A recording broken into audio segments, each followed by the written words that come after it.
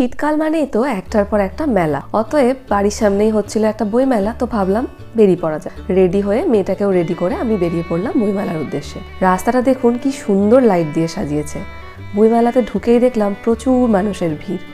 দেখে কিন্তু বেশ ভালো লাগলো যে এই পিডিএফ এর যুগে এখনো মানুষ বই কিনুক বা না কিনুক অন্তত হাতে নেড়ে চেড়ে তো দেখছে। যাই হোক, আমিও আমার মেয়েটার জন্য বেশ কিছু বই দেখতে শুরু করলাম, তার কারণ ওর বইগুলো একটুখানি কিনতে অসুবিধা হয় দোকানে।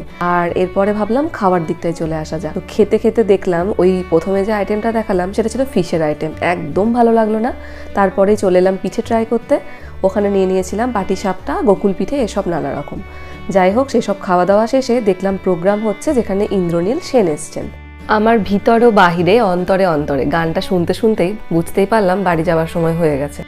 আর এবারের বই মেলায় আমার নিজের জন্য সেরকম কিছু না নিয়ে ওর জন্য যেগুলো যেগুলো প্রয়োজন সেরকম কিছু বই আমি নিয়ে নিয়েছি।